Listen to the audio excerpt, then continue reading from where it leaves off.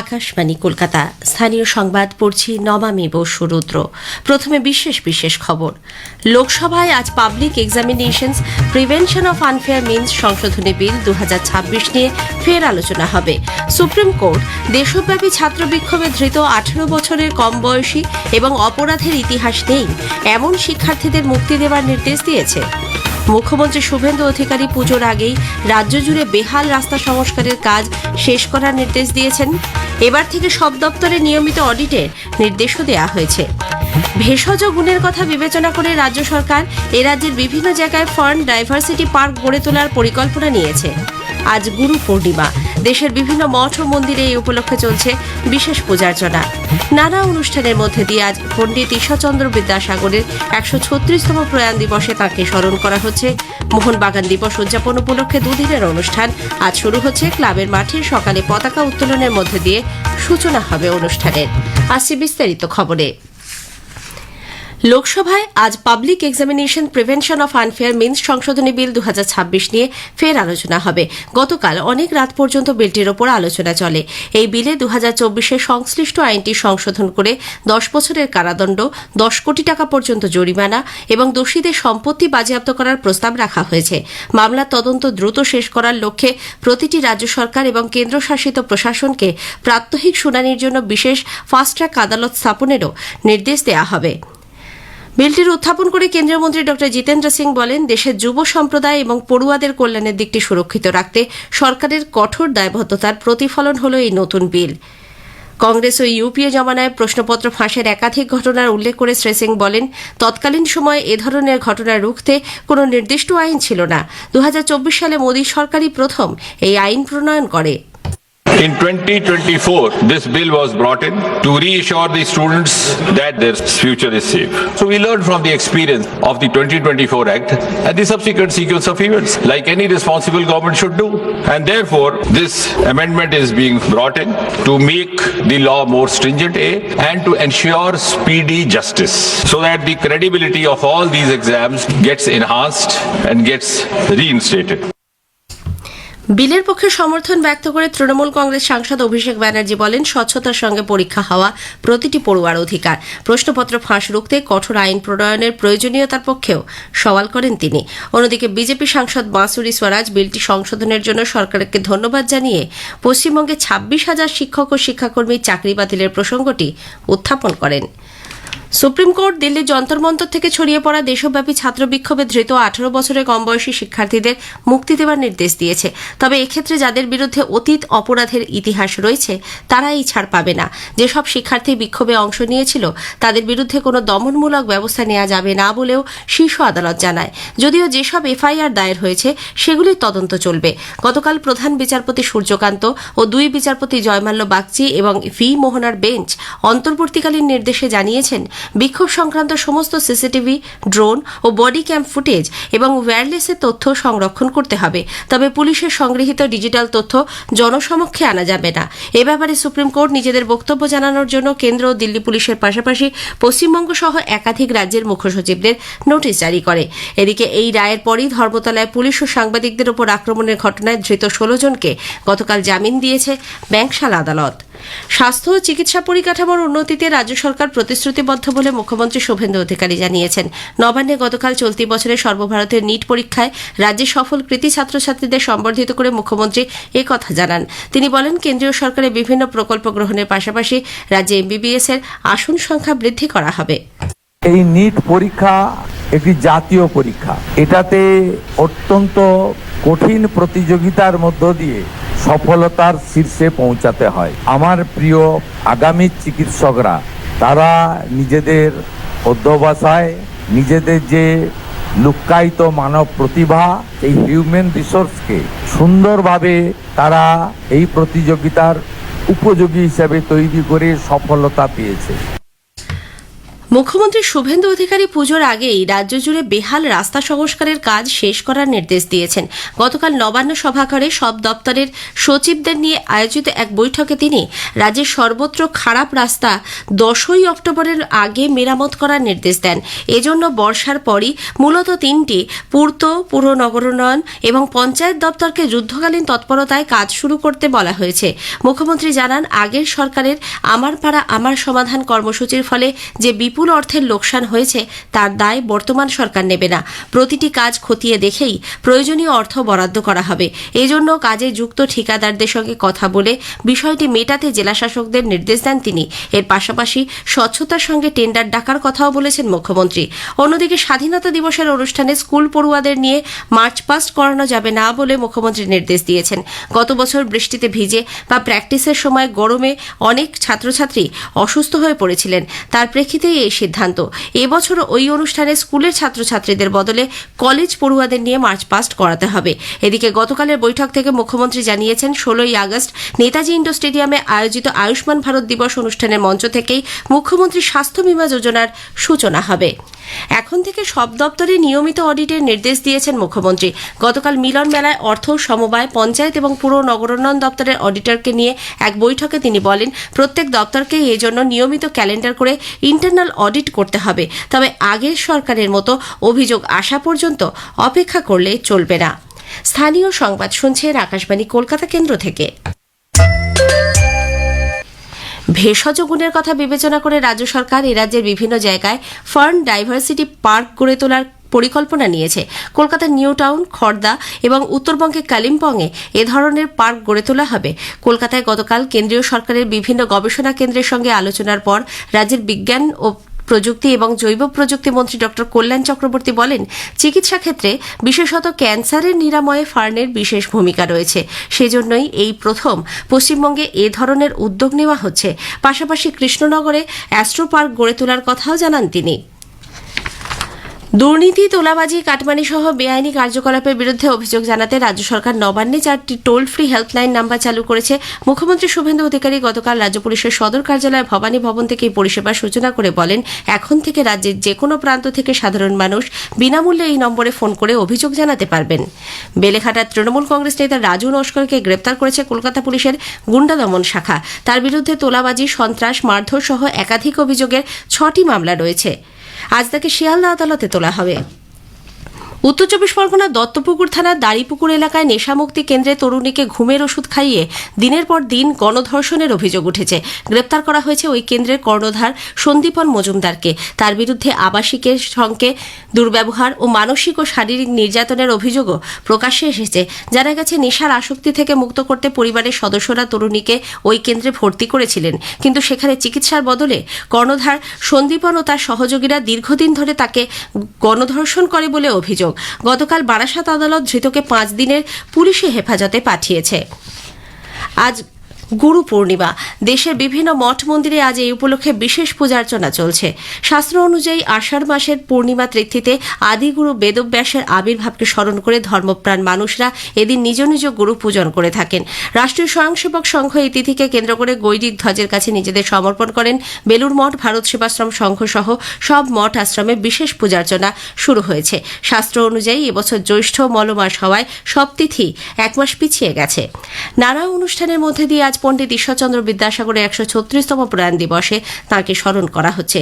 বর্ণ পরিচয়ের স্রষ্টা, নারী শিক্ষার প্রবর্তক, গদ্য সাহিত্যের সরলীকরণের মূল প্রবক্তা, সমাজ সংস্কারক, বাংলার নবজাগরণের পুরোধা পণ্ডিত ঈশ্বরচন্দ্র বিদ্যাসাগরের প্রয়াণ দিবস রাজ্য জুড়ে শ্রদ্ধার সঙ্গে পালিত হবে। এই উপলক্ষে কলেজ স্কোয়ারে বিদ্যাসাগরের মূর্তি পাদদেশে কলকাতা পুরসভার পক্ষ থেকে এক বিশেষ শ্রদ্ধা জ্ঞাপন অনুষ্ঠানের আয়োজন করা হয়েছে। আজ বিশ্ব ব্যাঘ্র দিবস। ব্যাঘের সংরক্ষণ, বিচরণস্থল রক্ষা করা সহ একাধিক বিষয়ে জনসচেতনতা বাড়ানোই দিনটি পালনের মূল লক্ষ্য। উল্লেখ্য, 2010 সালে সেন্ট পিটার্সবার্গে অনুষ্ঠিত ব্যাঘ্র সম্মেলনে দিনটি পালনের সূচনা হয়। মোহনবাগান দিবস উদযাপন উপলক্ষে 2 দিনের অনুষ্ঠান আজ শুরু হচ্ছে। ক্লাবের মাঠে সকালে পতাকা উত্তোলনের মধ্যে দিয়ে সূচনা হবে অনুষ্ঠানের। সেই সঙ্গে প্রাক্তন ফুটবলারদের নিয়ে একটি প্রীতি ফুটবল ম্যাচেরও আয়োজন করা হয়েছে। এবার বর্ষসেরা সিনিয়র ফুটবলারের পুরস্কার পাচ্ছেন অ্যালবার্টো রড্রিগস। বর্ষসেরা ফরওয়ার্ড নির্বাচিত হয়েছেন লিস্টন কোলাসো। বছরের সেরা যুব ফুটবলারের সম্মান পাচ্ছেন সুহেল আহমেদ ভাট। প্রাক্তন ফুটবলার প্রতাপ ঘোষকে জীবনকৃতি সম্মাননা প্রদান করা হবে। একই সঙ্গে ক্লাবের প্রাক্তন সচিব অঞ্জন মিত্রকে ভূষিত করা হবে মরণোত্তর মোহনবাগান রত্ন সম্মানে। এদিকে ইস্টবেঙ্গল ক্লাবের 107তম প্রতিষ্ঠা দিবস আগামী 1 আগস্ট পালিত হবে। শেষ করার আগে স্থানীয় সংবাদের বিশেষ কিছু অংশ আরও একবার। লোকসভায় আজ public examinations prevention of unfair means সংশোধনী বিল 2026 নিয়ে ফের আলোচনা হবে। মুখ্যমন্ত্রী শুভেন্দু অধিকারী পুজোর আগেই রাজ্য জুড়ে বেহাল রাস্তা সংস্কারের কাজ শেষ করার নির্দেশ দিয়েছেন। আজ গুরু পূর্ণিমা, দেশের বিভিন্ন মঠ ও মন্দিরে এই উপলক্ষে চলছে বিশেষ পূজার্চনা। মোহনবাগান দিবস উদযাপন উপলক্ষে দুদিনের অনুষ্ঠান আজ শুরু হচ্ছে। স্থানীয় সংবাদ শেষ হলো। আকাশবাণী খবর পড়ছি প্রবীর ভট্টাচার্য। বিশেষ খবর হলো, লোকসভায় আজ পাবলিক এক্সামিনেশনস প্রিভেনশনস আনফেয়ার মিনস সংশোধনী বিল 2026 নিয়ে আলোচনা পুনরায় শুরু হবে। প্রধানমন্ত্রী নরেন্দ্র মোদীর সভাপতিত্বে গতকাল এক উচ্চ পর্যায়ের বৈঠকে অর্থনীতি, শিল্প, বাণিজ্য এবং প্রযুক্তি বিভাগের ভবিষ্যৎ কর্মপরিকল্পনা নিয়ে পর্যালোচনা হয়। দিল্লি সরকার লক্ষ্মী যোজনার অনুমোদন দিয়েছে। এই প্রকল্পের আওতায় যোগ্য মহিলারা প্রতি মাসে 2,500 টাকা করে আর্থিক সহায়তা পাবেন। পাক অধিকৃত জম্মু কাশ্মীরে গত দুদিনে আন্দোলনকারীদের ওপর পুলিশের গুলিচালনায় কমপক্ষে 30 জন প্রাণ হারিয়েছেন, আহত হয়েছেন আরও বেশ কয়েকজন। মার্কিন রাষ্ট্রপতি ডোনাল্ড ট্রাম্প হোয়াইট হাউসে ইউক্রেনের প্রেসিডেন্ট ভলোদিমির জেলেনস্কি এবং ইসরায়েলি প্রধানমন্ত্রী বেঞ্জামিন নেতানিয়াহুর সঙ্গে পৃথকভাবে বৈঠক করেছেন। গ্লাসগো কমনওয়েলথ গেমসে প্রথম ভারতীয় অ্যাথলেট হিসেবে পুরুষদের 10,000 মিটার দৌড়ে রূপো জিতেছেন গুলবীর সিং। বিস্তারিত খবর। লোকসভায় আজ public examination preventions of unfair means সংশোধনী বিল 2026 নিয়ে পুনরায় আলোচনা শুরু হবে। কর্মী, জন অভিযোগ, পেনশন সংক্রান্ত প্রতিমন্ত্রী ডক্টর জিতেন্দ্র সিং বিলটি সভায় পেশ করেন। এই বিলে প্রশ্ন ফাঁসের মতন গৌরহিত অপরাধের ক্ষেত্রে সাজা হিসাবে 10 বছরের কারাদণ্ড, 10 কোটি টাকা পর্যন্ত জরিমানা এবং দোষীদের সম্পত্তি বাজেয়াপ্ত করার প্রস্তাব রাখা হয়েছে। মামলা তদন্ত দ্রুত শেষ করার লক্ষ্যে প্রতিটি রাজ্য সরকার এবং কেন্দ্রশাসিত প্রশাসনকে প্রাত্যহিক শুনানির জন্য বিশেষ ফাস্ট ট্র্যাক আদালত স্থাপনেরও নির্দেশ দেওয়া হবে। এ ধরনের অপরাধের তদন্ত থানায় অভিযোগ দায়েরের দিন থেকেই পরবর্তী 2 মাসের মধ্যে চার্জশিট পেশ করার পর থেকে 3 মাসের মধ্যে শুনানি সম্পন্ন করার উল্লেখ রয়েছে। বিলটি উত্থাপন করে কেন্দ্রীয় মন্ত্রী ডক্টর জিতেন্দ্র সিং বলেন, দেশের যুব সম্প্রদায় এবং পড়ুয়াদের কল্যাণের দিকটি সুরক্ষিত রাখতেই সরকারের কঠোর দায়বদ্ধতার প্রতিফলন হলো এই বিল। একই সঙ্গে যুবদের ভবিষ্যতের সঙ্গে যাতে কোনোভাবেই আপোষ করা না হয় তা নিশ্চিত করতে প্রধানমন্ত্রীর সংকল্পের দিকটিও এই বিল পেশের মাধ্যমে ফুটে উঠেছে। In 2024, this bill was brought in to reassure the students that their future is safe. So we learned from the experience of the 2024 Act and the subsequent sequence of events, like any responsible government should do.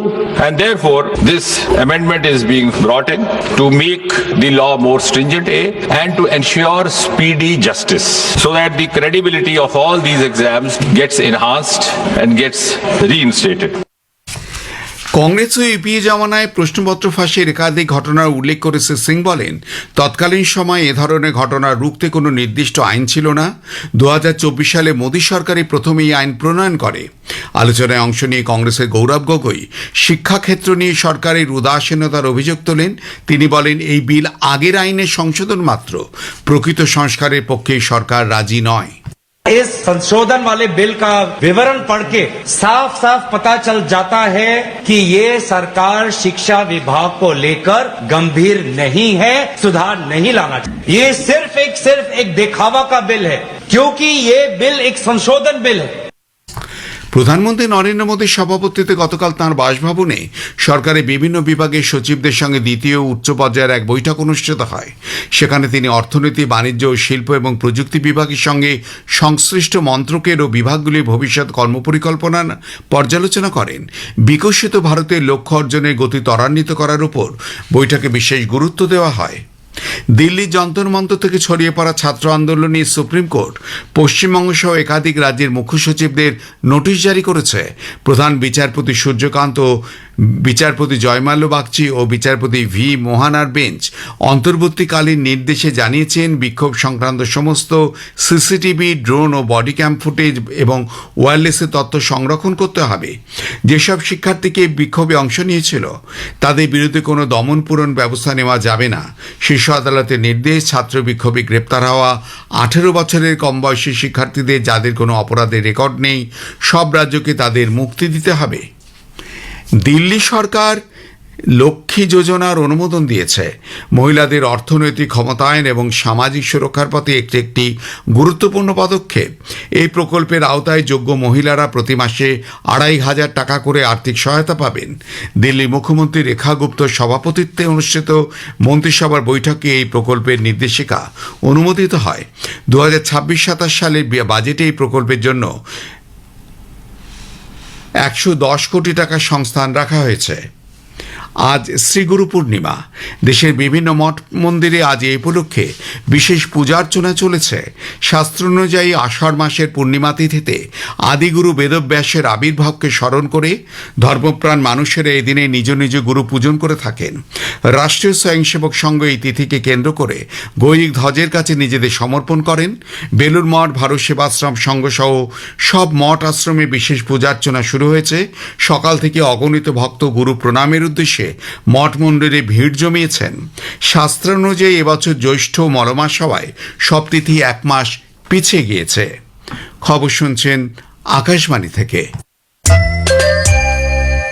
পাক অধিকৃত জম্মু কাশ্মীরে রাষ্ট্রীয় দমনপীড়নের ঘটনায় গত দুদিনে নিহতের সংখ্যা বেড়ে হয়েছে 30 এবং আরও অনেকে আহত হয়েছেন। স্থানীয় সংগঠন জয়েন্ট আওয়ামী অ্যাকশন কমিটি জেএএসির তথ্যমতে পাক সেনাবাহিনী হাজার হাজার শান্তিপূর্ণ বিক্ষোভকারীর উপর গুলি চালায়। এতে সোমবার 25 জন এবং মঙ্গলবার আরও 5 জন নিহত হন। গত কয়েক মাস ধরেই পাকিস্তান অধিকৃত জম্মু কাশ্মীর অঞ্চলে পাক কর্তৃপক্ষের বিরুদ্ধে ব্যাপক বিক্ষোভ কর্মসূচি অব্যাহত রয়েছে। এদিকে পাক অধিকৃত জম্মু কাশ্মীরে তথাকথিত বিধানসভা নির্বাচন করানো, ওই অঞ্চলে মানবাধিকার লঙ্ঘন ও অবৈধ কার্যকলাপ চালানোর সুবিধার্থে নেওয়া এক ছদ্ম পদক্ষেপ বলে ভারত উল্লেখ করেছে। নতুন দিল্লিতে গতকাল এক সাংবাদিক বৈঠকে বিদেশ মন্ত্রকের মুখপাত্র রণধীর জয়সওয়াল বলেন, জম্মু কাশ্মীর ও লাদাখ ভারতের অবিচ্ছেদ্য অঙ্গ।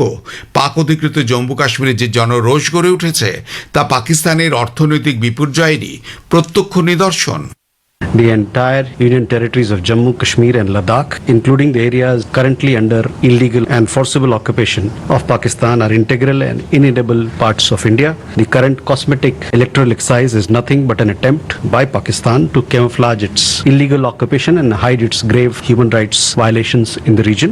The ongoing mass protests in the Pakistan-occupied Jammu and Kashmir are the direct consequences of its economic exploitation, denial of fundamental rights to the people, and their administrative oppression. মার্কিন রাষ্ট্রপতি ডোনাল্ড ট্রাম্প হোয়াইট হাউসে ইউক্রেনের president Volodymyr Zelensky এবং ইসরায়েলের প্রধানমন্ত্রী Benjamin নেতানিয়াহুর সঙ্গে পৃথক পৃথক বৈঠক করেছেন। ওভাল অফিসে এই রুদ্ধদ্বার বৈঠক অনুষ্ঠিত হয়। হোয়াইট হাউসের প্রেস সচিব ক্যারোলিন লিভিট সামাজিক মাধ্যমে জানিয়েছেন, প্রেসিডেন্ট জেলেনস্কি এবং প্রধানমন্ত্রী নেতানিয়াহুর সঙ্গে ট্রাম্পের বৈঠক দুটি ইতিবাচক এবং ফলপ্রসূ হয়েছে। পরে জেলেনস্কিও সমাজ মাধ্যমে এই বৈঠকের জন্য ট্রাম্পকে ধন্যবাদ জানান। একই সঙ্গে ইউক্রেনের রাশিয়ার সামরিক অভ্যুত্থানের ফলে 4 বছরেরও বেশি সময় ধরে চলা সংঘাতের নিরসনে কিভকে সাহায্য করার জন্য রিপাবলিকান প্রশাসনের প্রতি কৃতজ্ঞতা ব্যক্ত করেছেন তিনি। অন্যদিকে তেহরানে পরমাণু কর্মসূচির সঙ্গে যুক্ত পিক অ্যাক্স পাহাড়ে ইরানের কর্মসূচি নিয়ে নেতানিয়াহুর গোপন তথ্য তুলে ধরেন। ইরানে সেনাবাহিনী গতরাতে পশ্চিম এশিয়ায় মার্কিন সেনাঘাঁটি লক্ষ্য করে একাধিক ক্ষেপণাস্ত্র হামলা চালায় বলে অভিযোগ করেছে মার্কিন যুক্তরাষ্ট্রের সেন্ট্রাল কমান্ড। গত 72 ঘন্টায় ইরান 30টিরও বেশি ড্রোন হামলা চালানোর চেষ্টা করেছে বলে মার্কিন যুক্তরাষ্ট্র জানিয়েছে। সবকটি হামলায় প্রতিহত করা হয়েছে এবং ইরানে জবাবি হামলাও চালানো হয়েছে। পাশাপাশি মার্কিন ও সৌদি আরবে সেনা যৌথ হামলা চালিয়েছে ইরাকেও। এখানকার কিছু গোষ্ঠী ইরানকে সাহায্য করেছে বলে অভিযোগ। তাদের অস্ত্র ঘাঁটি ও পরিকাঠামো লক্ষ্য করে হামলা চালানো হয়। গ্লাসগো কমনওয়েলথ গেমসে ইতিবাচক রচনা করেছেন ভারতের গুলবীর সিং। প্রথম ভারতীয় অ্যাথলেট হিসেবে পুরুষদের 10,000 মিটার দৌড় প্রতিযোগিতায় তিনি রূপো জিতেছেন। এছাড়া মহিলাদের 69 কেজি ভারোত্তোলন বিভাগে রূপো পেয়েছেন ভারতের হরজিন্দর কৌর। গ্লাসগো কমনওয়েলথ গেমসে ভারতীয় ক্রীড়াবিদরা এখনও পর্যন্ত 12টি পদক জিতেছেন। এর মধ্যে রয়েছে 2টি সোনা, 7টি রূপো, 3টি ব্রোঞ্জ। শেষ করবার আগে খবরে বিশেষ কিছু অংশ আরেকবার। লোকসভায় আজ পাবলিক এক্সামিনেশনস প্রিভেনশনস আনফেয়ার মিন্স সংশোধনী বিল 2026 নিয়ে আলোচনা পুনরায় শুরু হবে। প্রধানমন্ত্রী নরেন্দ্র মোদীর সভাপতিত্বে গতকাল এক উচ্চ পর্যায়ের বৈঠকে অর্থনীতি, শিল্প, বাণিজ্য ও প্রযুক্তি বিভাগের ভবিষ্যৎ কর্মপরিকল্পনা নিয়ে পর্যালোচনা করা হয়। দিল্লি সরকার লক্ষ্মী যোজনার অনুমোদন দিয়েছে। এই প্রকল্পের আওতায় যোগ্য মহিলারা প্রতি মাসে 2,500 টাকা করে আর্থিক সহায়তা পাবেন। পাক অধিকৃত জম্মু কাশ্মীরে গত 2 দিনে আন্দোলনকারীদের ওপর পুলিশের গুলিচালনায় কমপক্ষে 30 জন প্রাণ হারিয়েছেন, আহত হয়েছেন আরও বেশ কয়েকজন। গ্লাসগো কমনওয়েলথ গেমসে প্রথম ভারতীয় অ্যাথলেট হিসাবে পুরুষদের 10,000 মিটার দৌড়ে রূপো জিতেছেন কুলবীর সিং।